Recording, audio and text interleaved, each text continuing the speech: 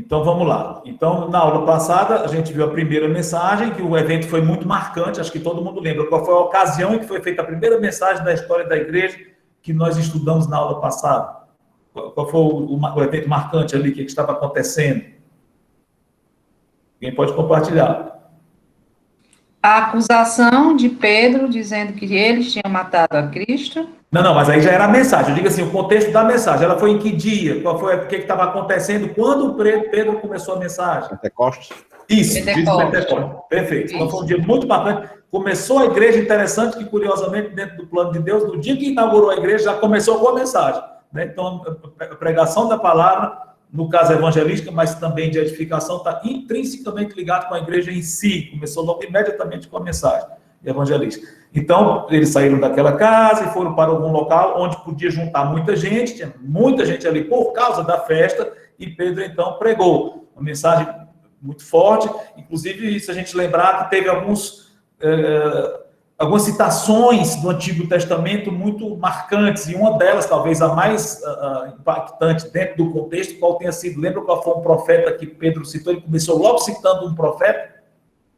Qual foi o profeta? Joel. Isso, Joel, aí depois ele citou algumas profecias messiânicas de Salmos de Davi.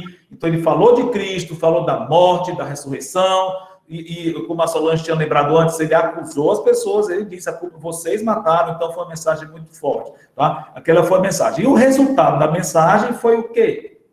Vou dar uma dica aqui para vocês, olha aí, o que é isso? 3.000 batismos. 3.000 conversões e batismos, que nós até comentamos. E o que falta essa aí, o que é isso? Era o local onde as águas, onde eles iam ser batizados. Exatamente, já era a igreja, eles já tinham fundado a igreja, já fizeram o batistério lá, não foi? Não, era da sinagoga, onde eles se lavavam cerimonialmente. No templo, né? Então, ao redor do templo tinha exatamente. Então, muitos batismos ali, tá bom?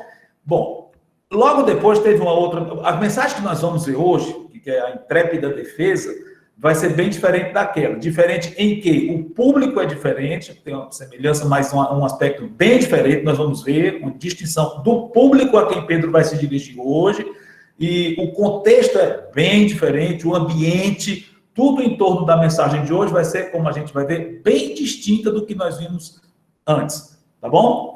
E a de hoje é bem mais curta, são poucos versículos, a mensagem em si, ok? Bom, mas voltando aqui, vamos ver um pouquinho do contexto dessa mensagem de hoje. Bom, como falei, o tema é intrépida defesa, está no capítulo 4. Como vocês perceberam, nós vamos pular um capítulo. E, na verdade, houve uma mensagem no capítulo 3 também, mas nós não vamos estudá-la. Eu estimulo vocês a lerem o capítulo 3, porque tem outra mensagem ali, mas nós vamos dar um salto nela. Vamos para essa próxima aqui. Mas o contexto, aliás, o contexto da mensagem de hoje para a gente entender melhor, tá?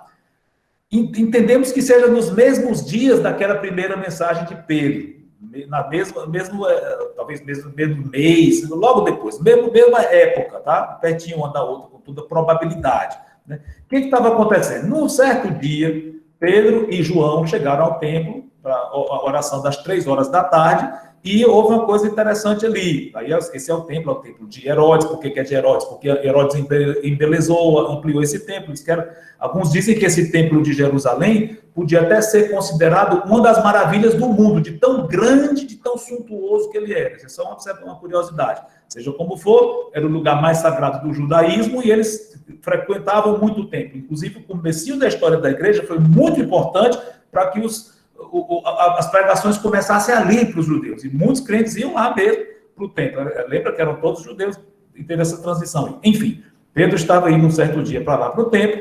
Só uma curiosidade, tinha aí o pátio dos gentios, tinha uma parte mais interna que era só para judeus, e tinha uma porta chamada Porta Formosa.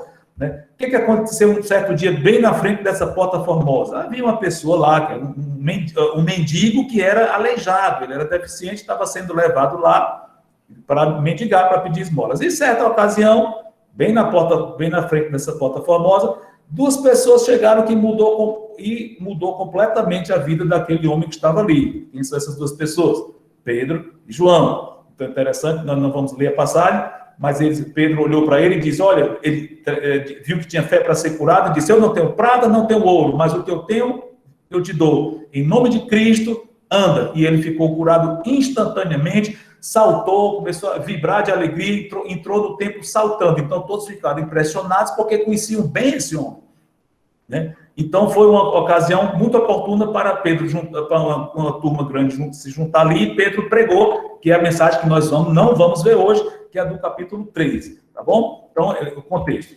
Pedro e João, 3 horas no templo, cura aquele pedinte aleijado, ex-aleijado, né? Quer dizer, foi curado, né? E uma grande pregação. A segunda mensagem da história da igreja registrada, o povo atônito que acabou de ver um milagre.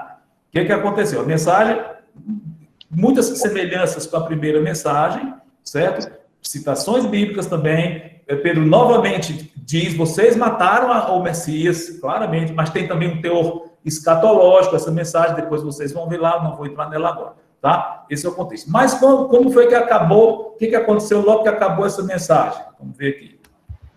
Aliás, consta que teve o número de convertidos, que antes era 3 mil, agora ficou 5 mil, ou seja, houve mais 2 mil conversões. Talvez não só naquele dia, mas nos dias anteriores também. Seja como for, a essas alturas aqui, de 3 mil convertidos, passou para 5 mil homens. Muita gente se converteu nessa mensagem aqui, nessa segunda mensagem também. Bom, no final, chegam as autoridades judaicas, lideradas pelos saduceus, e prendem Pedro e João e levam para a prisão lá. Como já era relativamente tarde, deixaram presos lá de noite, na prisão do templo lá, para serem julgados no dia seguinte, tá? No dia seguinte se reúne o Sinédrio, que é a Corte Suprema Judaica, e chamam os dois, Pedro e João, para eles se defenderem, e para acusá-los e eles se defenderem. Pronto, esse é o contexto da nossa mensagem de hoje, a defesa de Pedro e João diante das autoridades judaicas. Público-alvo bem diferente, ele não está pregando para centenas, milhares de judeus impressionados com a cura, não, ele está pregando para um grupo bem mais seleto, grandes autoridades judaicas que tinham poder, humanamente falando, nas mãos, e vai ficar evidente isso, e era uma coisa, algo bem temível mesmo, pessoas poderosas, dentro do contexto, e hostis ao evangelho. Aliás, foram eles que crucificaram a Cristo. Caifás estava aí, Anás estava aí, os dois que acusaram Cristo abertamente estavam aí presentes. Então, imagine como os apóstolos podiam estar com medo de estar naquela reunião ali, esse verdadeiro tribunal aí. Tá bom? Vamos ver então a nossa mensagem? As palavras em si. Vamos para Atos 4, versículos 5 a 7. Quem quer ler? Atos 4, de 5 a 7. Voluntário ou voluntário? Rose. Pois não. Quem é? É o Rogério? É a Rose, pastor. Ah, Rose. Oi, Rose. Vai lá, pode ler, por favor. Atos 4, 5, 6 e 7. É. No dia seguinte, reuniram-se em Jerusalém as autoridades, os anciãos e os escribas, com o sumo sacerdote Anás, Caifás, João, Alexandre e todos os que eram da linhagem do sumo sacerdote. E pondo-os perante eles, os arguíram. Por que poder ou em nome de quem fizestes isto? Pronto, esse é o contexto aqui. Quem estava presente lá, nós já vimos. Além das autoridades judaicas, estava Pedro e João, e o próprio homem curado estava lá também, como a gente vai ver daqui a pouco. Ele estava lá, a prova viva de que eles realmente tinham feito um milagre. E eles perguntam, em nome de quem vocês fizeram isso? Curiosamente, eles estavam sendo julgados porque fizeram o bem, né? Curaram uma pessoa. E eles, que é isso? O que está acontecendo aqui? Explica como é que foi isso. Né? Vamos lá. Resposta de Pedro, versículo 8 a 12. Quem quer ler o 8 e o 9? Pronto, eu leio. Pois não. É Solange, né? Isso. Vai lá. Então, Pedro, cheio do Espírito Santo, lhe disse, autoridades do povos e anciões, visto que hoje somos interrogados a propósito do benefício feito a um homem enfermo e do modo por que foi curado. Até o 10, por favor. Tomai conhecimento, vós, todos e todo o povo de Israel, de que, em nome de Jesus Cristo, o Nazareno, a quem vós crucificaste e a quem Deus ressuscitou dentre os mortos, sim, em seu nome é que este está curado perante vós. Isso, ok. Interessante Quando a gente vê aqui, a gente está vendo alguns flashes do que aconteceu. Agora a gente imagina a noite que Pedro e João passaram na prisão. Nós não sabemos exatamente como foi, o que estava na mente deles, mas não é nada agradável. Imagine se você fosse chamado para testemunhar, ou você mesmo estivesse sendo acusado por alguém e você tivesse que comparecer perante um juiz, uma audiência marcada, algo sério, que pode acarretar um problema sério para você, uma grande multa ou até cadeia, uma acusação que você está recebendo lá, injusta que seja, mas está marcado o dia lá de você enfrentar o juiz. Imagine como é que vão ser as suas noites prévias disso. Provavelmente você vai estar sem sono, com medo, o que vai acontecer, mesmo que você saiba, eu sou inocente, mas você está sendo julgado por alguém que pode lhe botar na cadeia, até, ou dar problemas para você. Então, provavelmente, você ou eu estaríamos muito tensos. Eu sei que, lógico, cabe a nós correr para Cristo e Ele nos dá paz, sim, mas no lado humano é muito natural que nós estivéssemos bastante tensos, preocupados com aquela reunião. Então, imagine o que é que provavelmente tem acontecido com Pedro e João. Não estou afirmando. Eles devem ter passado por alguns momentos difíceis ali. Não estou afirmando isso. Aliás, pelo contexto que nós vimos aqui, eles não sucumbiram diante da tensão, muito pelo contrário. Mas o que eu quero dizer é, a situação aqui era grave. Porque, novamente, se nós passamos por algo parecido com isso, nós ficaríamos muito tensos, com toda a probabilidade. E imagine eles numa cadeia sem o menor conforto. Imagine uma cadeia naquela época, naquele contexto ali, sem conforto, em vez de voltar para o seu lar, para o seu conforto do seu lar, a sua tranquilidade, não. Foi arrancado, rapidamente colocado na cadeira, vai passar a noite toda aí, sem alimentação conveniente, enfim. Imagine, tudo de ruim. Mas o que nós vimos aqui em Pedro e João? Pelo que nós vimos da reação deles, eles estavam muito tranquilos.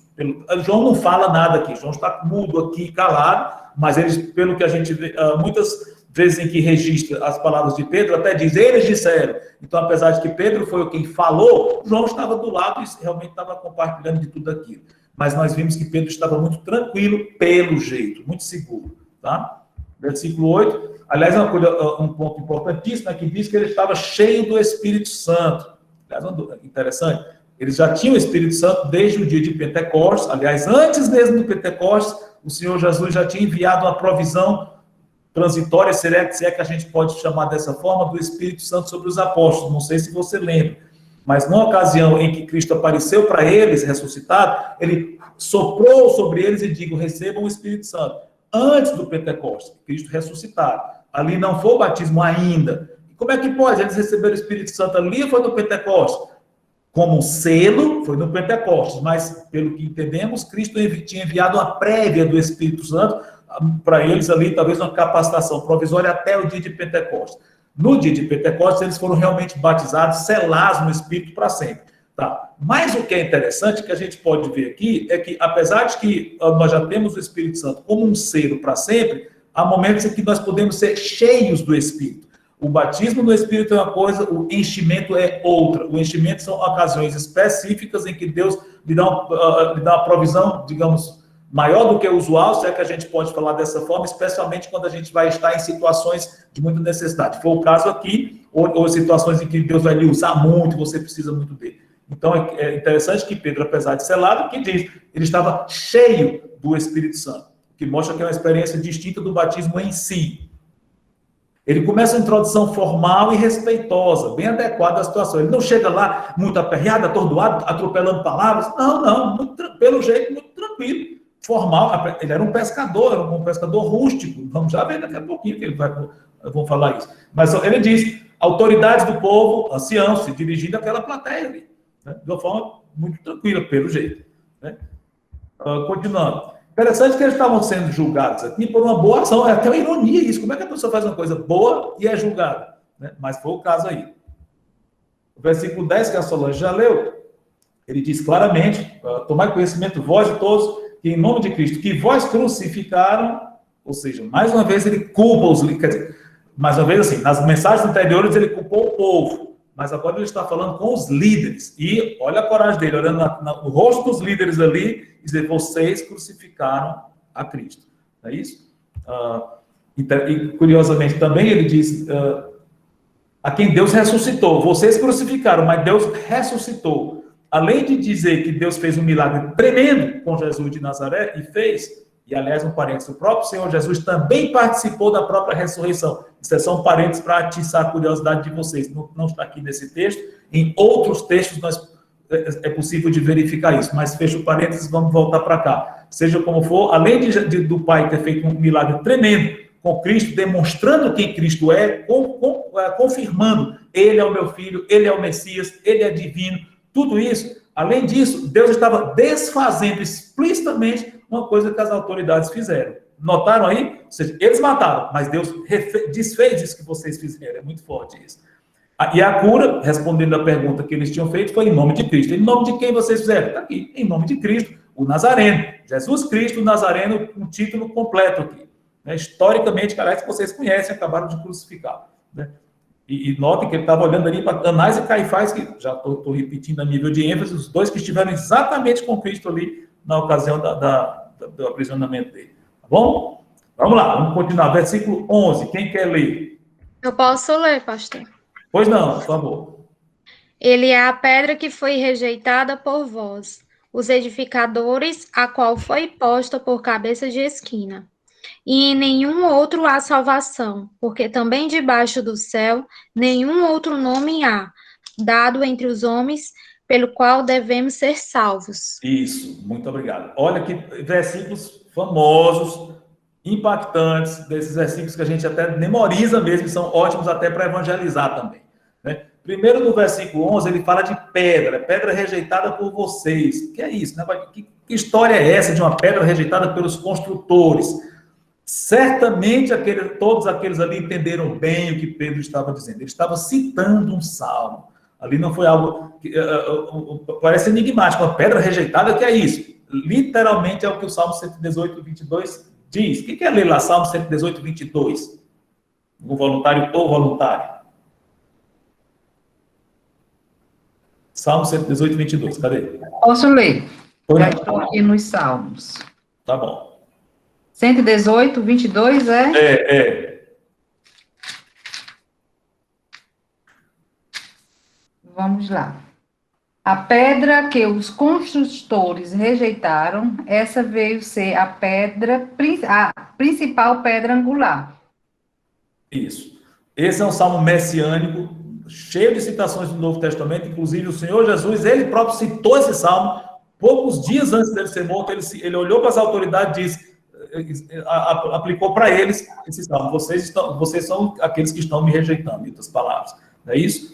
É interessante a figura de Cristo aqui, que ele é comparado com o quê? Uma pedra, né? Então, nós vimos muitas comparações de Cristo nas Escrituras. Por exemplo, o Evangelho de João é famoso por várias passagens.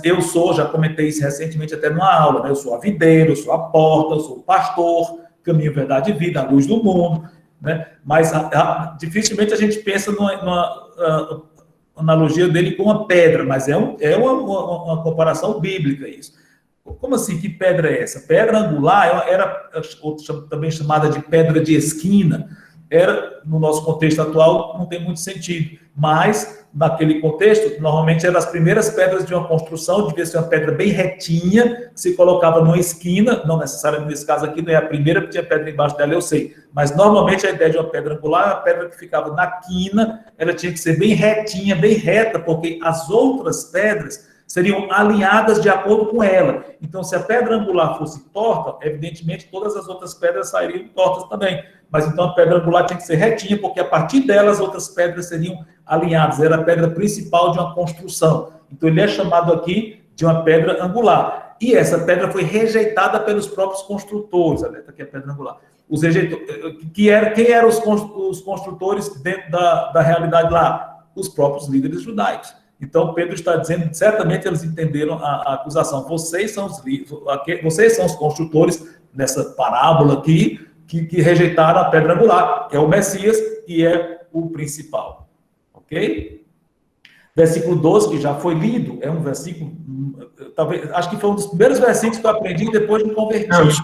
Oi, Marcelo, pode falar. Só um acrescimento, uma sugestão. Parece que esse discurso estava bem presente no linguajar de Pedro, tanto é que mais na frente, lá na carta dele, na primeira carta de Pedro, capítulo 2, ele também argumentando, ele usa de novo a mesma expressão no versículo 8. Aliás, 7 e 8. Ele, para vós, portanto, aquele que credes, a pedra que os construtores rejeitaram, essa veio a ser a principal pedra angular. Pedra de tropeço, aí usa essa expressão, pedra de tropeço, rocha de ofensa. São estes que tropeçam na palavra, e aí ele continua. Isso. Bem colocado, Marcelo. Exatamente, é isso mesmo. Oi, Solange, está falando aí? Essa mesma menção dessa pedra pode ser referida à pedra, Jesus, a pedra que Moisés feriu lá no deserto? Ok. A pedra que Moisés feriu realmente aponta para Cristo. Inclusive, há uma analogia fantástica entre a pedra ferida e Cristo. Só um pouquinho aqui, sem descer muitos detalhes. Mas é interessante como, na peregrinação do povo no deserto, quantas vezes houve ocasião em que eles estiveram diante de uma pedra e estava ligado com água? Lembram? Foi só uma vez? Ou 3? Repete a pergunta aí, Kelson. Quantas vezes os israelitas tiveram uma situação de precisar de água e estiveram diante de uma pedra? 2. No comecinho da peregrinação e no final. Na primeira vez, foi dito para Moisés, Deus disse para Moisés, fira a rocha, que o Solange mencionou. Moisés feriu a rocha, bateu na rocha e saiu água. 40 anos depois, interessante, que até é uma espécie de parênteses aí, no começo e no fim tem um evento semelhante, até para fechar tudo num evento só, né? Mas no final aconteceu a mesma coisa, só que dessa vez o que Deus disse para fazer com a pedra? Lembra? Fere de novo, Moisés? Fale, exatamente, fale. Não, Deus não diz, filho, não. Fale a pedra. Só que Moisés já estava irritado com o povo e desobedeceu a Deus. Ao invés de falar, ele bateu na pedra, feriu de novo a pedra. E Deus ficou aborrecido com Moisés. Não porque Moisés Moisés, coitadinho, ele não entendeu a ordem. Não foi isso, não. Claro que ele entendeu. Ele estava aborrecido com o povo. E pelo que nós entendemos, ele nem acreditou muito que Deus ia dar a água, parece. Seja como for, Deus fielmente deu a água que o povo precisava, mas Moisés foi disciplinado fortemente. Qual foi a disciplina que Deus deu para Moisés? Porque Moisés desobedeceu a Deus ali? Não conhecer, não pisar nas terras prometidas, né? Exatamente. Moisés, você não vai entrar na terra. Eles estavam de frente à terra, da Campinas de Moabe, olhando para a terra. Mas Moisés, porque você não me honrou diante dos filhos de Israel, você não vai entrar na terra. E Moisés morreu ali no monte. E o povo entrou com Josué. Tá? Mas o que é interessante, pegando isso aí, Paulo, em 1 Coríntios, ele diz que havia uma pedra que seguia os israelitas, e a pedra era Cristo. Interessante, não vamos entrar em detalhe agora. Seja como for, nós entendemos que a pedra representava Cristo, sim. Eu entendo que a pedra do deserto era um tipo de Cristo. O que é tipo? Tipo não é uma espécie de Cristo. Não é espécie de Cristo, não é isso. Um tipo, teologicamente falando, é alguma pessoa, ou uma coisa, ou um evento que aponta para outro, aponta para algo maior que vem. Então, quando nós dizemos, fulano é um tipo de Cristo, é porque ele viveu alguma coisa que Cristo queria apontar para o que Cristo ia fazer de uma forma muito maior. E eu entendo que a pedra no deserto, sim, ela aponta para Cristo. Dentro da história de Moisés, uma vez a pedra foi ferida para poder jorrar água. Cristo foi crucificado para poder derramar o Espírito Santo. Mas uma vez que Cristo foi crucificado, ele não pode ser crucificado de novo. A segunda vez era para falar com a pedra. E Moisés, por outros motivos, acabou desobedecendo, já contamos a história. Mas a pergunta é bem interessante. Sim, eu entendo que a pedra no deserto aponta para Cristo. Ok? Sei que eu falei bastante aqui, mas eu acho que deu para pegarem aí a ideia. Certo? O professor Solange perguntou? Foi, obrigada, Kelson. Então, e voltando, Marcelo, você foi bem lembrado. Pedro cita essa passagem também lá na sua própria epístola lá de 1 Pedro, tá bom? 30 anos depois disso aqui, interessante, que foi mais ou menos uns 30 anos, Pedro tinha isso na mente ainda, a questão da pedra, e colocou lá, tá bom? Mais algum comentário? Aliás, eu gosto muito desses comentários, enriquecem muito a aula, só quem tiver mais algum comentário. Vamos aproveitar então aqui, só lembrando que depois ele usa a pedra angular, só para corroborar com o que você está dizendo, a pedra angular na construção é a pedra de esquadro, que gera o esquadro correto, né, da obra, como você comentou. E essa pedra não usada, ela passa a ser uma pedra de tropeço, que aí é o que o Pedro no discurso dele lá de 1 Pedro, continua dizendo. E tropeço exatamente porque vai dar tudo errado. Se não se usa, ou se não se coloca na construção, se ela não faz parte, a obra vai dar errada. Isso aponta para a vida de cada pessoa também, ou para cada pessoa que vai tropeçar caso rejeite a pedra angular, né? Ok. Mostra de ofensa, que fala. Exatamente, beleza, é isso mesmo. Tá bom? Vamos lá, voltando então para o capítulo, o versículo 12.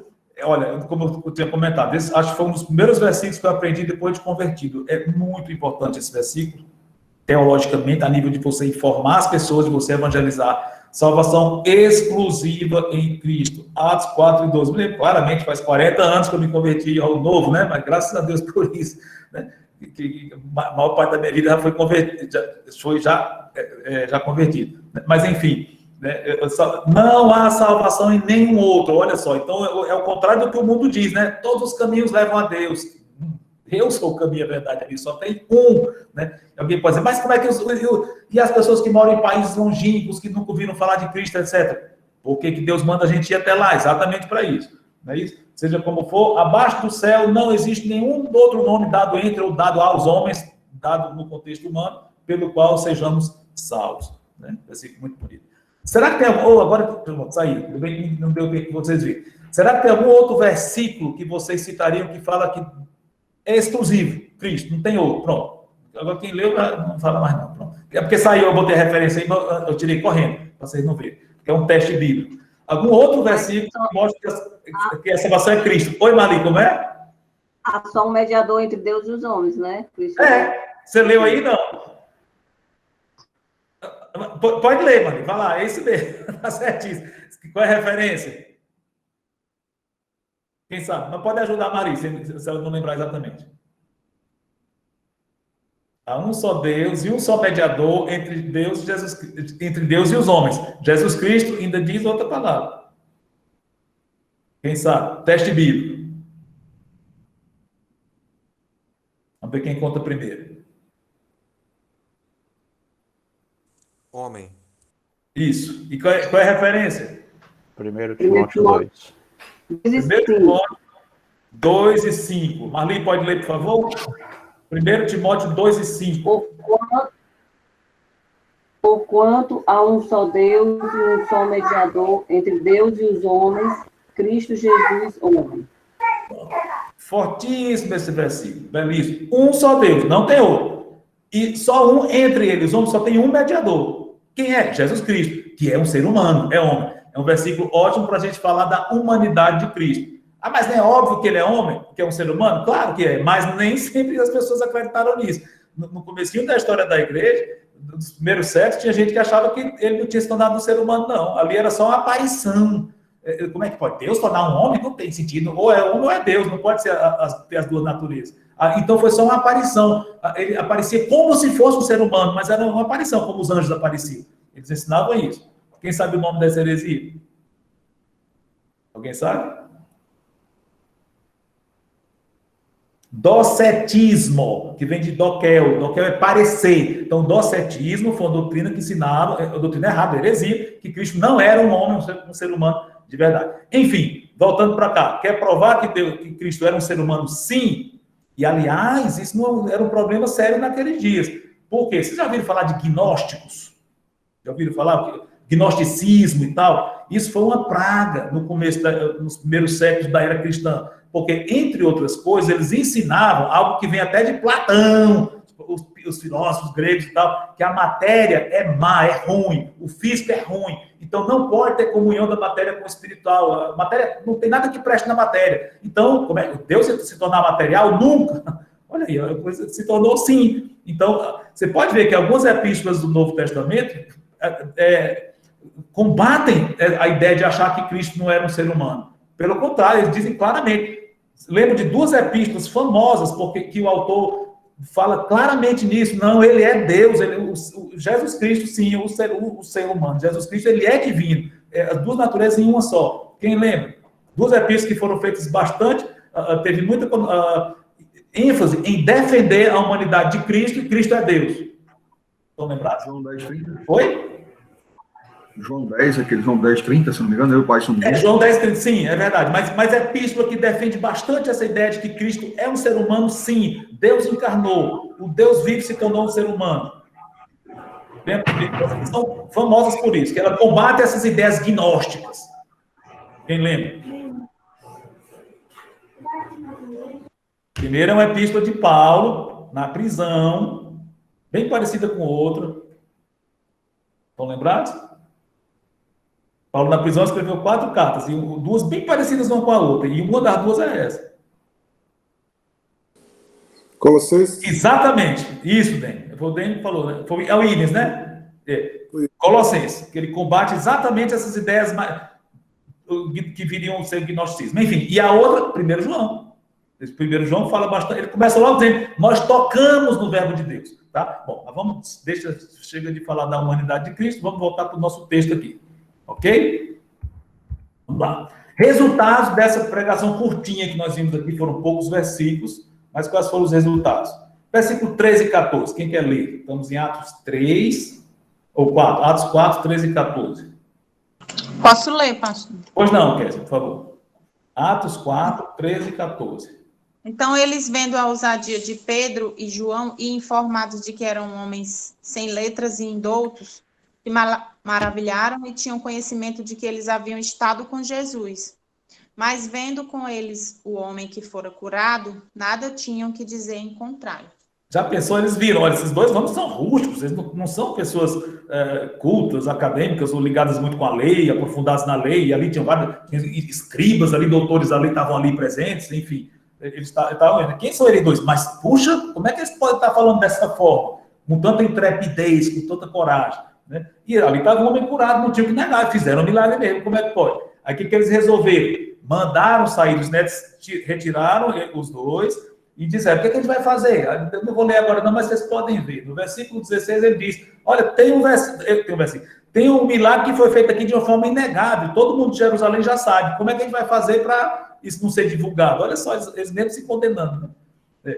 Para que não haja uma divisão ou uma confusão, vamos ameaçá-los. Bom, a decisão foi essa. Então, eles resolveram ameaçá-los para não falarem mais. Mas interessante que, antes de falar o restante, isso aqui foi o cumprimento dessa promessa de Cristo, que a gente acabou de ver aqui. Quem quer ler Lucas 12, 11 e 12?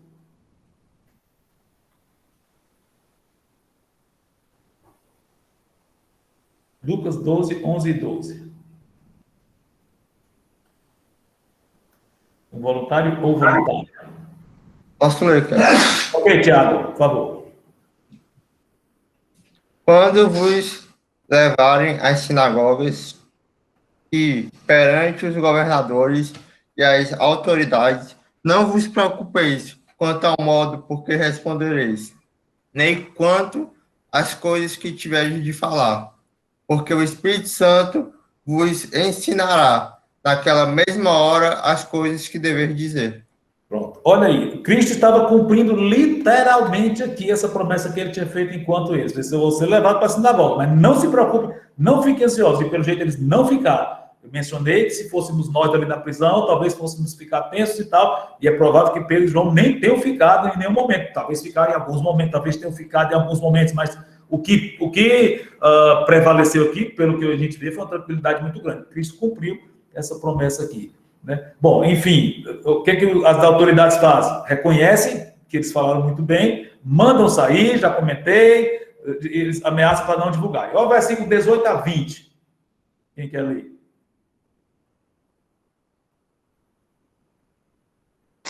Vou ler. Chamando-os, disseram-lhes que absolutamente não falassem nem ensinassem no nome de Jesus. Responderam, porém, Pedro e João: julgai vós se é justo diante de Deus obedecer antes a vós do que a Deus. Pois não podemos deixar de falar do que temos visto e ouvido. Que intrepidez, que coragem. O que acontece? Eles ameaçam ainda mais e soltam, pressionados pelo povo. O povo estava fascinado com o que estava acontecendo. Então, o que ele fez? Não podemos prendê-lo agora, não. Vamos soltar. E já ameaçaram e soltaram. O que aconteceu depois disso? Quando eles são soltos, vão aos irmãos na fé. Imediatamente. Então, eles fazem uma belíssima oração. Não vamos ler a oração toda, só um pedacinho dela. Mas nessa oração, que eles contam o que aconteceu lá e tal, eles vão pegar um salmo, olha, interessante, depois vocês leem essa passagem com calma, tá? Eles vão pegar um salmo, entenderem que aquele salmo foi literalmente cumprido ali, diante deles, na crucificação de Cristo. O salmo é o famoso Salmo 2. Aliás, quem não está indo para o culto de oração, perdeu, porque o pastor Mauro recentemente pregou sobre o Salmo 2, ele está pregando sobre os salmos do culto de oração, excelentes mensagens. Pena que na semana passada eu não pude ficar, porque eu já falei do problema na internet e infelizmente eu não fiquei, mas tive que sair da reunião, à força, né? Sem internet. Mas seja como for, fica aqui. Por que eu estou mencionando isso? Porque está tendo a sequência de salmos nos cultos de oração, e o Salmo 2 foi visto lá não faz muito tempo, né?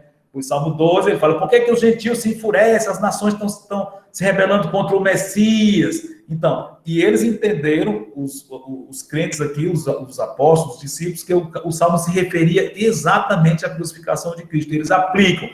Pôncio Pilatos, junto com os líderes judaicos, eles se juntaram contra o Messias. Isso está se cumprindo diante dos nossos olhos, né? Então, eles citam o Salmo 2, foi cumprido literalmente na condenação de Cristo, já comentei. E vamos ver, então, versículo 29 a 31, o que eles vão pedir. Só um minutinho. E quando ele diz, eles se juntaram nessa cidade para fazerem o que tu determinaste. Mais uma vez, eles enfatizam que aquilo ocorreu totalmente dentro da vontade e da predeterminação de Deus, o que não anula a culpa e a maldade humana, tá? Então, versículo 29, vamos lá, 29 a 31. Agora, veja bem, acabou a pregação de Pedro, ele não está mais no Sinédrio, já foi solto, está com os irmãos, e eles fazem essa bela oração. 29 a 31 chega a petição em si. O que ele diz? É para ler, eu leio. Por favor, pode ler. 29 a 31. Agora, Senhor, olha para as suas ameaças e concede aos teus servos que anunciem com toda a intrepidez a tua palavra. Enquanto estendes a mão para falar curas, sinais e prodígios, por intermédio do nome do teu santo servo Jesus. Tendo eles orado, tremeu o lugar onde estavam reunidos. Todos ficaram cheios do Espírito e, com intrepidez, anunciavam a palavra de Deus. Interessante. Que oração poderosa, literalmente respondida na hora, de uma forma muito evidente. O chão tremeu ali, foi uma espécie de um terremoto, mas um terremoto diferente, não era um terremoto destrutivo, não. Então deve ter dado um pouco de medo neles, mas quando eles entenderam que aquilo vinha de Deus, fizeram foi ficar, acho que o medo foi-se embora. O temor sim, mas um temor de alegre, de reverência, mas não medo. Né? Bom, algumas observações aqui. O pedido específico é a resposta de Deus, e falando sobre isso, assim, vocês viram aqui. E agora vamos fazer algumas aplicações sobre tudo que a gente viu aqui. Mas alguém tem algum comentário em si até então? Quem tem alguma pergunta ou comentário? Então vamos lá. Fazer algumas aplicações de tudo que a gente viu aqui e depois a gente abre para mais comentários.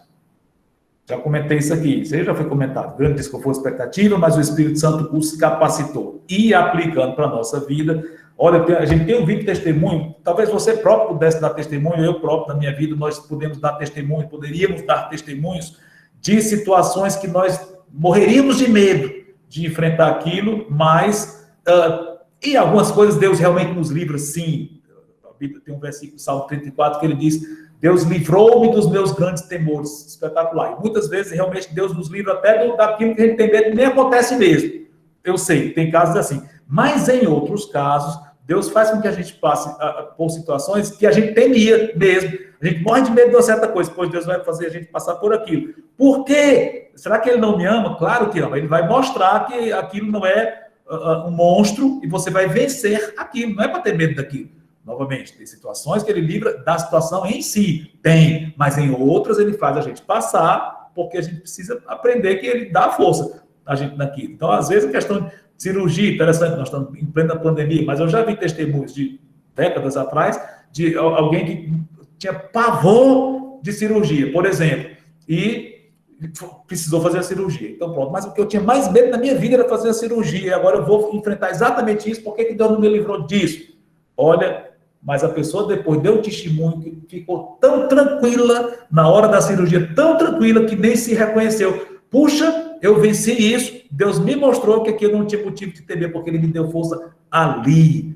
Isso lembra o versículo de Isaías que diz: quando passares pelas águas, elas não te submergirão. Quando passares pelo fogo, ele não te queimará. Ou seja, tem situações que a gente tem que passar pelo fogo e pela água, mas nós somos livrados ali, de alguma forma, né? E aqui fica a lição. Quando, às vezes, a gente passa por situações, agora, da questão de muita gente, talvez, com medo do corona, e sim, devemos ter muitos cuidados, a doença é terrível, não tenha dúvidas, é claro, mas cuidado para não virar um pânico, no sentido de a gente ficar transtornado com aquilo. Calma, confie em Deus, faça a parte humana e deixe com Ele. Pronto. Né? Então, eu estou só pegando um exemplo bem contextual nosso agora, mas aplique em qualquer área da vida. Deus, quando Ele quer que você passe por uma coisa, Ele dá força, normalmente, e que a gente, muitas vezes, fica muito tranquilo durante aquilo. Muitas vezes. Ele pode permitir uma certa aflição, sim, mas muitas vezes, realmente, a gente fica, nem se conhece, quando está realmente na hora do problema em si. Tá bom?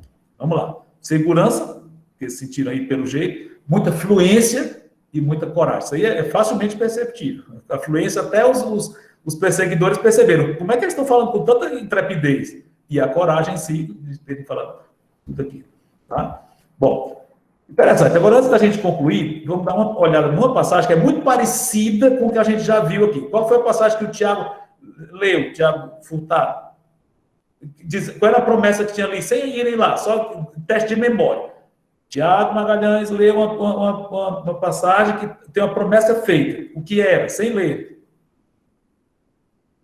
Vão lembrar? E nem ler essa agora não, senão vocês vão saber a resposta.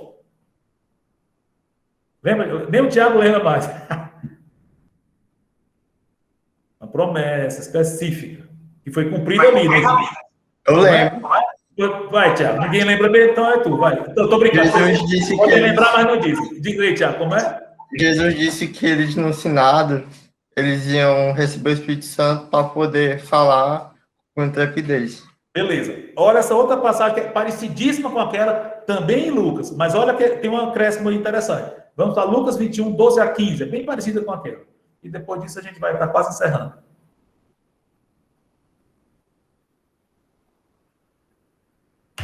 Os mais atentos. Leiam e vejam algo bem interessante que tem aí.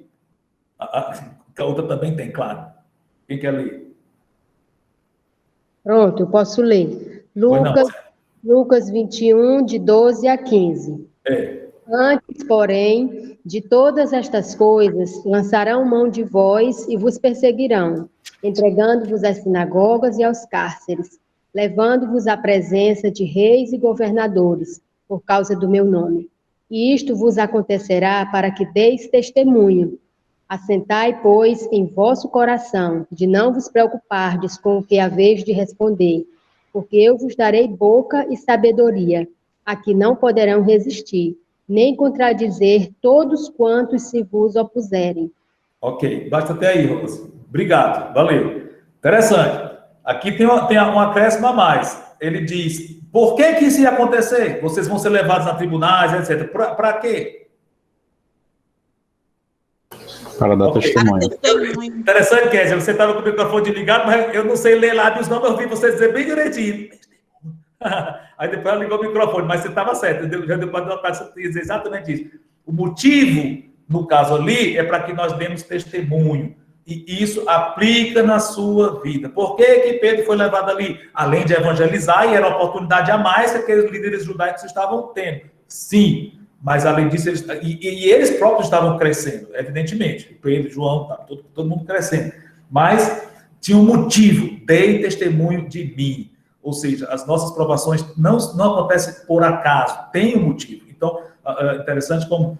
Outro dia eu estava conversando com algumas pessoas sobre a epidemia, a pandemia e tal, essa coisa toda, e a gente vê, é horrível, não tenho dúvida, mas Deus está dando a oportunidade de muita gente crescer na fé e dar testemunho. Né? Tem muito mais gente sensível para o evangelho hoje, eu acho que tem, nem todos estão, mas eu creio que alguns estão mais sensíveis, consta que estão indo mais para as igrejas, ou seja, Deus está usando isso para mexer com as pessoas e para muitos crentes, e inclusive o irmão da fé até me contou que na igreja dele teve um caso de corona, no caso, muito traumático, digamos assim, que as pessoas ficaram tão tristes com aquele caso, Só um instantinho, Kézia. Você fala já, tá? Que houve uma pessoa ontem me contou que na igreja dele teve um caso muito triste, a pessoa que pegou e o pessoal ficou tão sensibilizado que se reuniram de novo para orar na igreja. E esse próprio irmão me disse, olha que interessante, os irmãos se juntando lá, ou seja, Deus está usando isso para as pessoas ficarem mais sensíveis espiritualmente.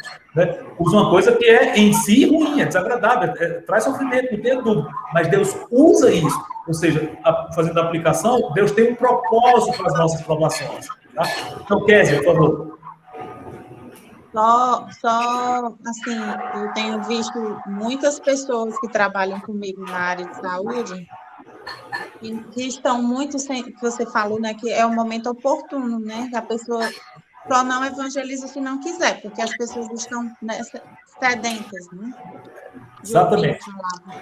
Verdade. Bom, até ouvi de vocês que é da área de saúde, pelo ângulo de quem é da saúde, né? Pastor, o irmão Marcelo levantou a mão. Ah, tá. Vai, Marcelo. A dúvida aqui é a seguinte, quer dizer, é uma dúvida. Isso aqui, esse contexto aqui é a descrição do princípio das dores. Quando Cristo começa a falar sobre como se sucederá os fins dos tempos. E aí ele fala que antes, porém, todas essas coisas lançarão mão de vós, pá. Ou seja, o princípio das dores, pelo que Cristo está dizendo, começa nessa primeira perseguição de Atos, é uma primeira pergunta. Segunda pergunta, se isso é um princípio para todos nós que, inclusive, estamos hoje no século XXI, ou se era especificamente apontando para esse começo da perseguição que estava para os apóstolos aí, que, no caso, tanto é que ele usa a expressão governantes e reis e tal, na presença de governantes, reis e governantes. Então, não sei se você entendeu a pergunta, são duas em uma. Eu acho que eu entendi. Se aquilo já é o princípio das dores, se no caso que a gente está comentando aqui, essa palavra de Cristo, já é o princípio das dores, se já é a tribulação, já seria a tribulação em si, não é isso? O que para mim assim, acho que é isso aí, eu estou só correndo confirmação. Okay. Mas a pergunta mais enfática é a questão do se é um princípio ou se isso está prometido literalmente para todo irmão em Cristo perseguido. Ok. Ótima pergunta. Interessante. Eu entendo aqui, eu sei que a ação de escatologia muda completamente, e isso aí, a gente pode até, de repente, pensar em outros estudos para aprofundar um pouquinho mais, se for o caso. Mas agora, vou ser bem resumido mesmo. Quando ele fala de, por exemplo, no versículo 10, ele começa a falar nação contra nação, etc, é um paralelo de Mateus 24. Eu entendo que no versículo 10 ele fala da tribulação, sim, já começaram os 7 anos. Mas, o que ele diz no versículo 12? Antes de todas essas coisas. Então, eu entendo, pessoalmente, agora pode até ser que venha estudar mais profundamente esse texto específico, até mudo de ideia, mas o que eu entendo hoje, vendo assim, é que ele está se referindo a uma coisa que ia acontecer antes. E isso que ele fala aqui, isso sim se refere a toda a era da igreja, assim eu entendo. Então, antes disso, vocês vão ser levados para sinagogas, etc., para dar testemunho, não se preocupe, ele vem dizendo, ou seja, antes da tribulação, que, em outras palavras, que caracteriza toda a era da igreja, que já começou ali, como a gente acabou de ver, e acontece até hoje, vai acontecer isso. Ou seja, eu acho que o que ele está falando aqui, Marcelo, não é parte da tribulação. Inclusive, se você for ler lá, só para fechar aqui, na sequência de sinais que ele fala em Mateus 24, vai acontecer isso, depois isso. É muito parecida com a sequência que a gente vê em Apocalipse, a abertura dos selos, que já é tribulação. Então, e não começa com a perseguição. Pode olhar, Mateus 24, quando ele fala dos passos, e Apocalipse, a perseguição começa depois. Começa com as guerras, aí vai indo, e chega a perseguição, dentro do contexto da tribulação. Tá? Resumindo, eu entendo que isso aqui, ele volta no tempo e fala de tudo que vai acontecer antes dos sinais dos tempos em si, da tribulação. Ok?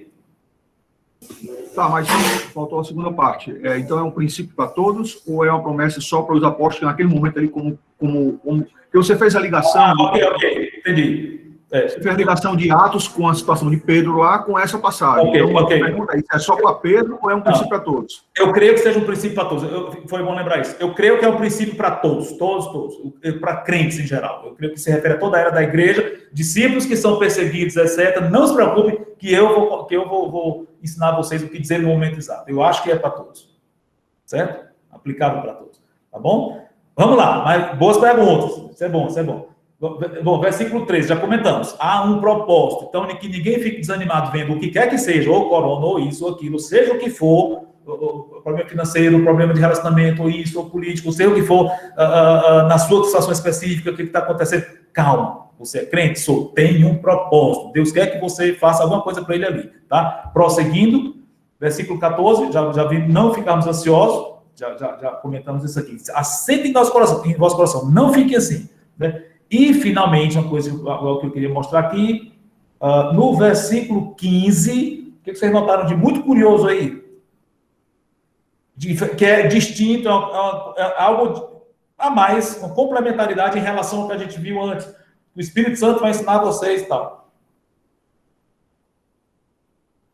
Versículo 15, Lucas 21 e 15. Que não poderá ser resistido. Mas tá bom, mas isso aí não é tão diferente do que foi dito, não. Mas tem um ponto a mais aí.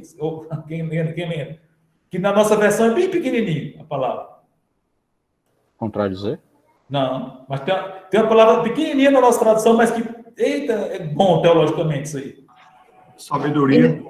Não. O que tem? Descubram aí, tá aí, na frente de vocês. Bom. É no 15, né? Eu acho que é não vos opuserem. Não? Não é o que eu estou perguntando. Eu vos darei boca. Opa, Danilo. Eu vos darei boca. Tem algo aqui que complementa o que foi dito antes, quando ele disse o Espírito Santo vos ensinará e tal. E aqui tem algo mais, que não nega, corrobora assim, não nega, mas acrescenta informação importante. É o eu vos darei boca, não? Ok, isso, Danilo, mas por quê?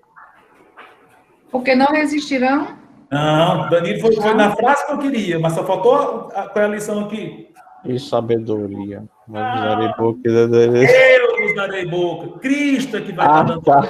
Tá. Então, isso aqui pode passar despercebido, pode parecer, mas é claro que é lógico, mas ninguém respondeu.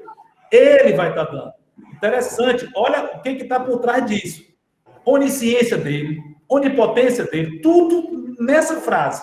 Ele está dizendo, ele lá no céu, ele está vendo o que está acontecendo aqui e está agindo com muito poder na mente da gente. Olha o poder de Cristo. Tá entendendo? Na mente, na minha, do Marcelo, da Solange, na necessidade, ou mesmo sem necessidade, ele mexe na mente da gente. Olha o poder que ele tem na cabeça lá da gente. Ele disse que estava cheio do Espírito, né? E a gente vê que Cristo também estava agindo ali, né? Ativamente. Exatamente. Ele, no que a gente leu antes, ele dizendo, o Espírito Santo vai ensinar o que vocês vão dizer. O Espírito Santo, beleza. E lá em Atos fala que eles estavam cheios do Espírito. Mas aqui diz, sou eu que vou dar a boca. É claro que não anula, uma coisa não anula a outra. Ele faz isso através do Espírito dele. Mas tem muita implicação aqui. Fala da Trindade. Eu vou estar no céu e eu vou falar através do Espírito Santo, duas pessoas distintas, mas Deus, né? Fala da divindade de Cristo. Tudo aqui você pode ver por causa dessa frase aqui. Isso mostra bastante o contraste da forma e como Pedro agia e falava, um cara rudimentar e tal, e logo após esse momento da morte de Cristo, ressurreição, é um homem com intrepidez e uma sabedoria que é quase impossível em pouco tempo ele ter essa capacidade de argumentar como ele argumentou nesse momento aí. Sim, com certeza, com certeza. Kézia, o que você ia falar? Eu estava me lembrando, no Velho Testamento, de Moisés, né? Que ele também disse que não tinha capacidade de falar com Faraó. Isso. Aí o eu sou, né? Então, também é um paralelo com Cristo, né? Sim, sim. E Deus fala com Moisés e diz assim, o eu sou, que é Deus, né? Eu vou falar por você, né?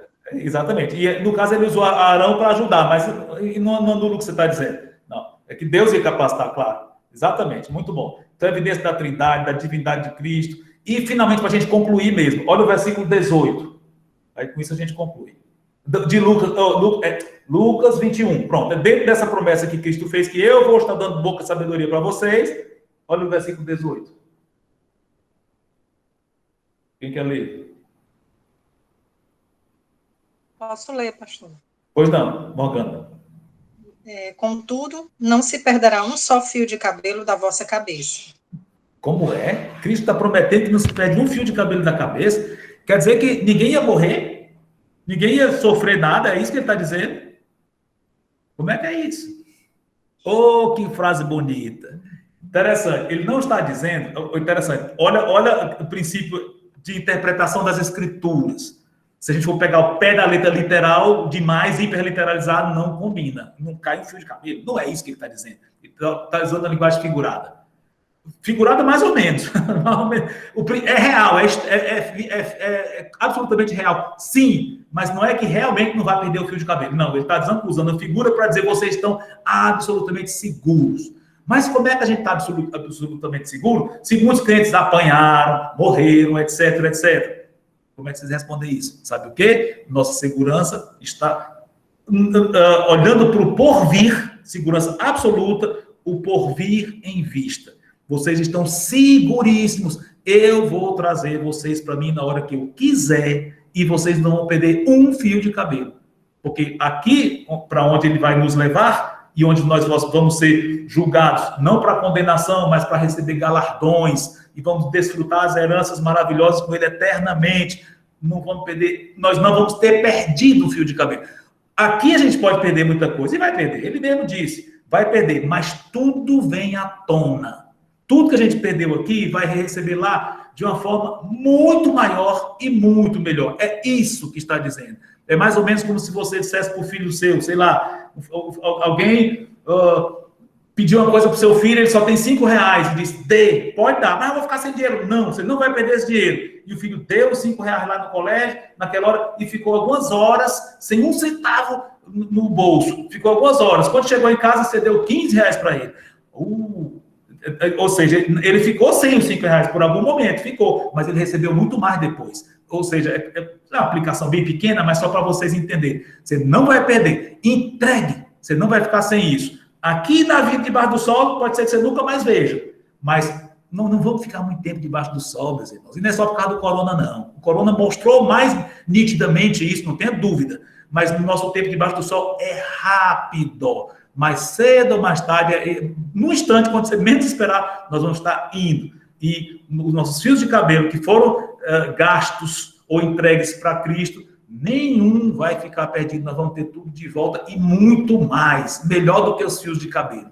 Então, ou seja, se você é um crente, está fazendo a vontade de Deus, você está seguríssimo. Pode entregar. Pode até perder aqui por algum pouco de tempo, mas você vai receber muito mais, porque ele conta os fios de cabelo e vai nos recompensar de uma forma larguíssima por tudo que a gente fez para ele. Pronto, então fica essa lição aqui. Pedro passou por essa provação, essa pequena mensagem, mas como valeu a pena. E hoje, onde ele está lá no céu, ele ainda não foi galardoado, ele está esperando o tribunal de Cristo para receber os galardões, mas ele já está vendo como valeu a pena ter servido ao Senhor, e que isso fique em nossa mente aqui, enquanto nós servimos dentro dos desafios debaixo do sol. Amém?